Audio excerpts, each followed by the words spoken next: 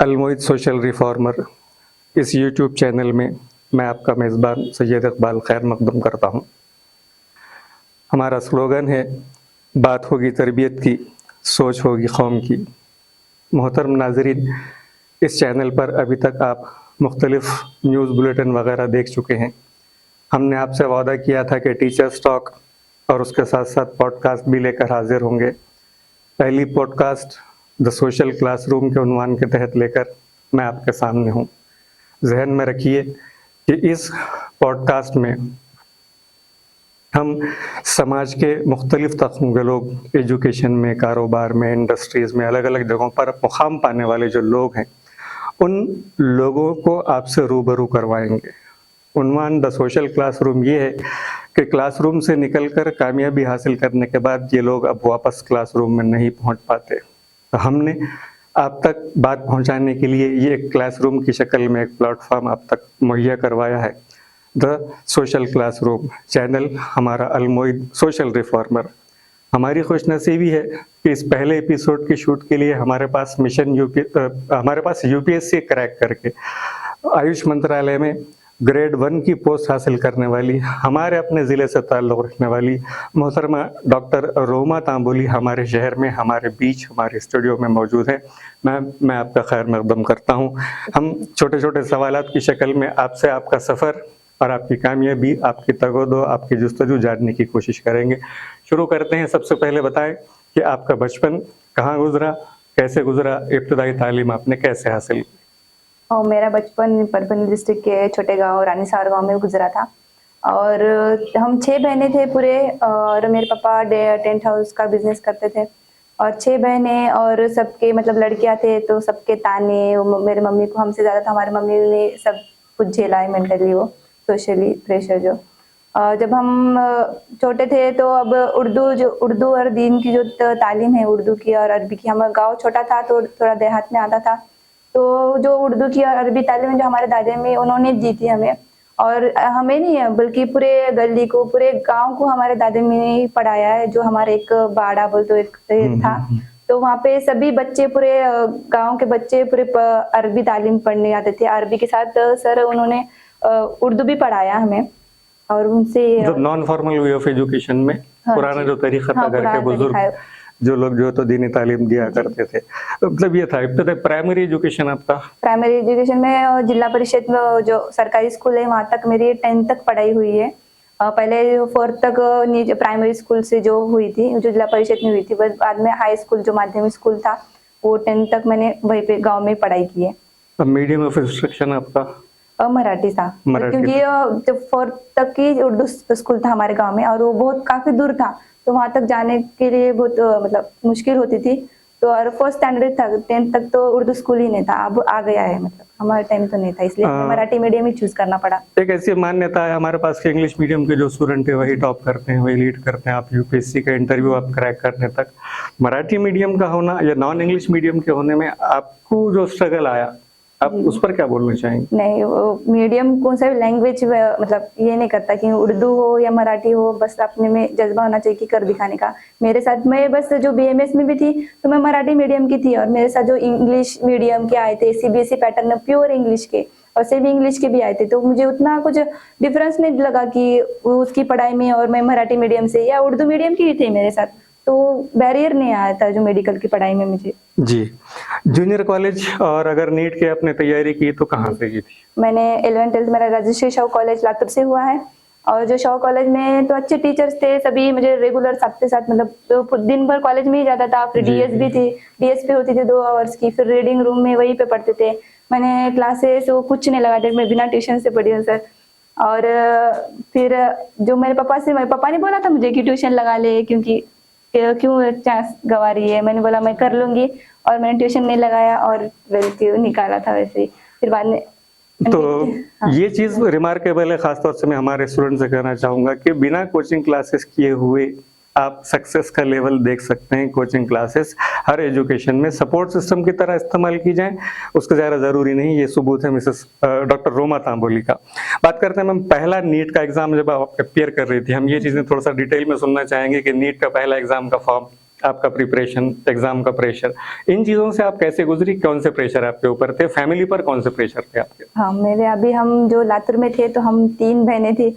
मतलब मेरी बहन का तो एमबीबीएस मतलब लग गई थी, वो घाटी में थी, वो फर्स्ट ईयर चली गई थी। फिर मेरी जो सेकंड बहन थी जिसका 12th हो गया था और वो बीकॉम कर रही थी, राजर्षि कॉलेज में कॉमर्स के थ्रू ही जी। बीकॉम कर रही थी, और मैं जो 12th में थी। और मेरी छोटी बहन जो गांव में थे, जो बाकी के जो 10th 9th और जो कर रहे थे वो गांव में पढ़ रहे थे। तो अब मैं 2 बहनें थी हम, और उसमें पढ़ाई मतलब मैनेज करना, खुद पकाकर खाना, पूरे जी, रूम जी, में जी। हमने ऐसे मेस होने लगाए थे ना ही। अब बहुत रिलेटिव्स थे हमारे, मतलब लातूर में मेरे 6 मामा है, 2 सभी वहीं पे थे, बट हमने माशा- किसी की हेल्प नहीं ली, खुद से मैनेज किया, सब खुद से पकाते थे वो। पर वो जो टाइम जाता था वो पकाने में, तो फिर लगता था कि सब करके चैलेंज काफी आते थे, फिर उसमें से पढ़ाई करना। और फर्स्ट अटेम्प्ट था, मेरी दीदी तो लग गई थी, फिर मेरे पे प्रेशर था कि मुझे भी लगना है वो जी, चीज जी। का। और तो फिर मैंने पढ़ाई की उस चीज की, और मेरे पापा बोलते थे कि ट्यूशन लगा ले, तो मैंने सुना नहीं। और जब फर्स्ट अटेम्प्ट दिया तो 450 मार्क्स आए मुझे, और उसमें से माशा- फिर 460 53 ऐसा कुछ तो रैंक था, जो ओबीसी का था, जो जी। Government medical SML college number. का एसएमएल। हाँ, तो वो लगता था कि मतलब लगने वाला था, और उसमें मेरे 15-20 मार्क्स से मेरा गवर्नमेंट सीट रह गया। तो फिर बाद में फिर अभी तक पापा टोकते कि तूने अगर क्लासेस लगाए होते, ट्यूशन क्लासेस लगाए होते, तो तू लग जाती एमबीबीएस को। तो फिर बाद में मैंने प्राइवेट भी कॉलेज नहीं लिया, और रिपीट करने का भी मेरा ऐसा था कि मैं एक बार पढ़ ली, दूसरी बार चीज नहीं होती थी मेरे से, मतलब रिवाइज करने का अच्छा। कौन सी भी चीज है, मैं डबल डबल नहीं नहीं करना नया नया सीखना चाहती हूँ। मेरा एक है अंदर से कि नया नया चीज सीखती हूँ मैं।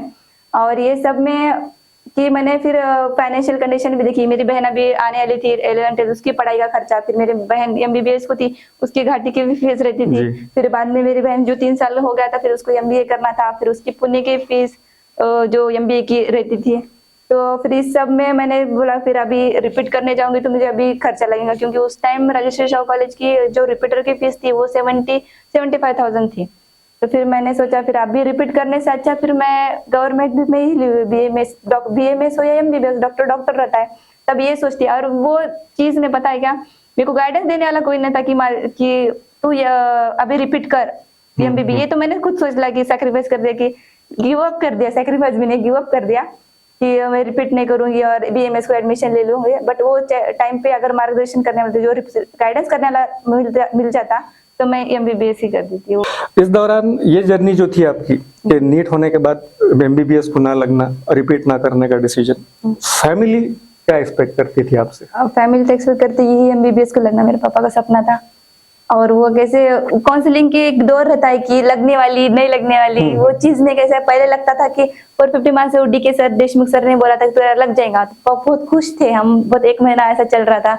तो बाद में एकदम ही नहीं लगा, वो ये कि कोटा आया, उसमें 50 से चले गई मेरी, वो हाथ रहता नहीं क्या थपथपाया, मतलब शब्बासी वाला, वो एकदम से पीछे गया मेरा, मतलब वो मेरे को अभी तक फील होता है। और फिर वो बाद में अब ये 5 साल जो मैंने निकाले वो रिग्रेट में ही निकाले। तो फैमिली का प्रेशर नहीं था, बट वो चीजें थी कि मेरे पापा को करना था। पापा ने कभी बोल के नहीं बताया, बट मेरे को महसूस होता है ना। आप बोल रहे हैं कि 5 साल आपने रिग्रेट में निकाले, मतलब बीएमएस करने के दौरान आप सोचते क्या थे? मैं एमबीबीएस को लगती थी, मैंने अभी एक चांस लिया होता, अगर गिव अप नहीं किया होता, कि मैंने तो वो जो मेरा खुद का सोचती थी मैं, अगर मेरे बहनों का नहीं सोचती, मैं खुद का सोचती थी, अब एक बार रिपीट किया होता और मैं एमबीबीएस लग जाती। नहीं, वो जो एंथुसियाज्म रहता डिग्री में जाने के बाद करने का, और अपने को जो होना था नहीं मिला, तो वो डिप्रेशन के अपने आपकी बीएमएस की डिग्री पर आया? हाँ, आ गया था। मतलब मैंने पढ़ाई, मतलब कंटिन्यू बेसिक से नहीं पढ़ाई की थी। जब एग्जाम आती थी तभी 1-2 दिन पहले मैंने नोट्स निकालती थी, अगर एक बुक सब्जेक्ट है तो उसका पूरा जो सिलेबस है उसका नोट्स निकालते मैं 2 दिन पहले, और फिर उसको रिवाइज करके मैंने लगे एग्जाम देती थी जाने को। तो ऐसे निकाल के मैंने यूनिवर्सिटी की एग्जाम निकाले 5 साल तक।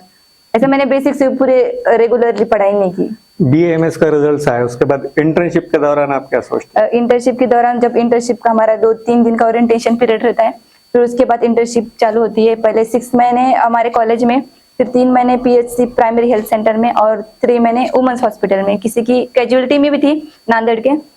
तो इस दौरान मुझे ऐसा सीखने मिला कि अब जो पेशेंट्स आते हैं, जो गवर्नमेंट में आते हैं तो गरीब ही आते हैं, जैसे मिडिल क्लास या गरीब आते हैं, हाई फाई जो प्रायोरिटी जाते हैं।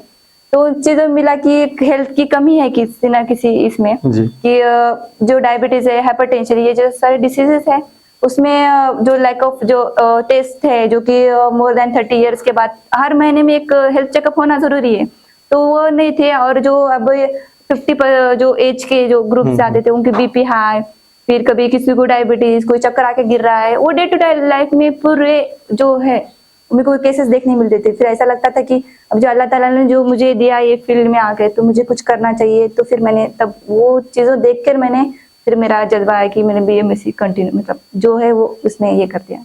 मैं ऐसा मानूंगा कि बीएमएस की इंटर्नशिप करते वक्त आप यूपीएससी के बारे में नहीं सोचती थी? नहीं, यूपीएससी के बारे में नहीं सोचती थी, क्योंकि वो एग्जाम जो यूपीएससी सीएमएस जो मेरी एग्जाम है मैंने दिया थी, वो कंबाइंड मेडिकल सर्विसेज है। वो 4 साल में एक बार आती है, मतलब 2020 अभी पिछले साल 2020 में आई थी, अभी 2024 में आई थी। तो उतना नॉलेज नहीं था, मैंने बोला ना अपने बीएमएस में कुछ इंटरेस्ट नहीं था। अगर मैं बीएमएस से इंटरेस्ट होता तो मैं 2020 की एग्जाम पता होती मुझे। तो फिर एक जब मैं एमडी से फेलियर हो गया कि वहाँ पे भी 10-15 मार्क्स से मेरा चले गया, तो मैंने यूपीएससी का तब नोटिस आया, तब मैंने देखा कि उसमें भी है। कौन सी ऐसी चीज थी, कौन ऐसा था जिसने आपको इतना इंस्पायर कर दिया कि आपने अपनी बेसिक फील्ड मेडिसिन छोड़कर कॉम्पिटिटिव एग्जाम जैसे यूपीएससी की तरफ आप पलट गई? तो वो ये फेलियर्स की वजह से ही मैंने ये चीजें की।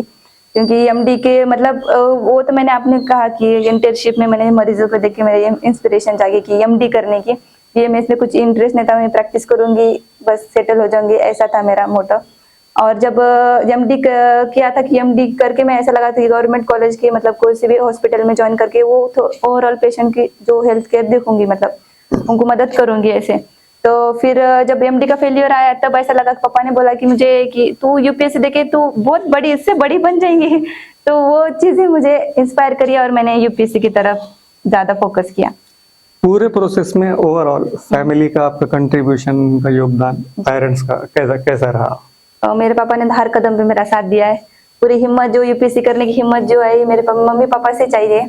उन्होंने कभी ऐसा नहीं बोला कि तू फेल होगी, मतलब ये हो गया है चलो अब तुम्हारी शादी करा दे, ऐसे नहीं। मैंने बोला था, एक चांस मांगने को दिया, पापा ने ऐसे कभी नहीं बोला कि तू रुक जा, बस पढ़ना हो गया तेरा, शादी कर ले, ऐसा कभी नहीं बोला। मतलब बिगेस्ट सपोर्टर जो है मेरे मम्मी पापा है मेरे। एक आमतौर पर हमारे पेरेंट्स का होता है, डिग्री हो गई बच्ची जहाँ अपने मुस्तकबिल की हो जाए, अपने घर की हो जाए, या फिर आप चाहती तो कारोबार शुरू करने का सोच सकती थी, आपने वो नहीं करके ये सब किया। अल्लाह ने आपको कामयाबी दी, आपको मुबारक। बात करते हैं, सुबह में आपने एक सेशन ऐड किया, एक अटेंड किया सेशन, वहाँ पर आपके सामने जिक्र आया कि हम शहर में कुछ तंजीमें मिलकर मिशन यूपीएससी नाम की एक स्कीम यहाँ पर हम चला रहे हैं। थोड़ी सी जानकारी आपको उसकी हो चुकी होगी, मैं उस पर आपका कमेंट चाहूँगा कि हम क्या कर रहे हैं। आप कुछ इम्प्रोवाइजेशन के लिए हमें कुछ सजेशंस देना चाहेंगी क्या, या आपको इन क्लासेस का मुस्तकबिल क्या नजर आ? हाँ जी, जब मेरा जब बीएमएस को मतलब एमबीबीएस को नहीं लग के बीएमएस करा, तब मेरे को एक जो सपोर्टर गाइडेंस जो था ना वो नहीं मिला। एक टीचर्स के जो साथ जो है उनसे गाइडेंस नहीं मिला, इसकी वजह से मेरी जो एमबीबीएस से जो मैंने बीएमएस चूज किया। अभी से जो बेसिक से जो यूपीएससी का गोल है, किसी को नहीं पता कि एमबीबीएस के बाद भी यूपीएससी दे सकते, इंजीनियर के बाद भी यूपीएससी दे सकते, सिर्फ सबको सिविल सर्विस का पता है। और जो अभी जो सर फारूकी सर जो डायरेक्टर है वो चला रहे जो C centre of educational excellence जो है, जो बेसिक से 7th 9th 11th को जो फ्री टाइम में वो बता रहे कि यूपीएससी का गोल क्या है, मतलब बेसिक से, क्योंकि वो आगे जाने की 4-5 अटेम्प्ट का भी टाइम जाया ना हो, इसलिए ग्रेजुएशन के साथ अभी से बेसिक से ये मुझको लगता है कि सर ने बहुत बड़े मतलब सोचे विजन है सर का कि वो एक सवाल मैं हमारे स्टूडेंट्स के लिए करना चाहूंगा, खासतौर से वो स्टूडेंट जो नीट के लिए शुरू से प्रिपरेशन करना चाहते हैं, हाई स्कूल लेवल पर एजुकेशन में है, उनके लिए आप क्या कौन सा पैटर्न सजेस्ट करेंगे, उन्होंने क्या करना चाहिए? मुझे लगता है जो न्यू यूजी की जो स्टूडेंट है, उनकी जो स्टूडेंट लाइफ है, उनकी जो स्टूडेंट लाइफ में प्रायोरिटी रहती है पढ़ाई, तो पढ़ाई के लिए उन्हें पूरा टाइम जो टाइम मैनेजमेंट है 24 आवर्स का, वो पूरे पढ़ाई के लिए देना चाहिए, कंसिस्टेंट रहना चाहिए। चाहे मार्क्स आए ना मार्क्स आए, बस अपना एफर्ट्स जो है अपना 100% देना चाहिए, रिजल्ट कुछ भी हो, मतलब efforts are more important than result बोलते हैं, और जो proper work are more important than paper work, जो ये फॉलो करना चाहिए और कंसिस्टेंट रहना चाहिए और डिसिप्लिन रहना चाहिए।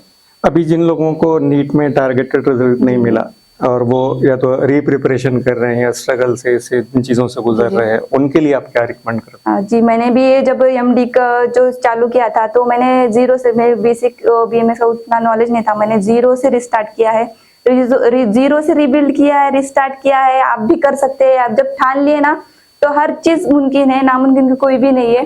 तो आप स्टार्ट करिए, रिस्टार्ट करिए, क्योंकि रिस्टार्ट से जो हिम्मत मिलती है वो किसी से नहीं मिलती।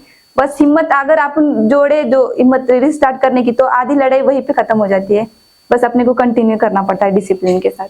आप अपने आप को मुस्तकबिल 5 साल बाद, 10 साल बाद कहाँ पर देखती हैं? आपके फ्यूचर प्लान क्या है? हाँ, मेरा फ्यूचर प्लान है कि जो मेरी एमडी सीट, जो ड्रीम सीट थी मेरी ईएनटी ऑप्थेल्मोलॉजिस्ट, मुझे वो करना है।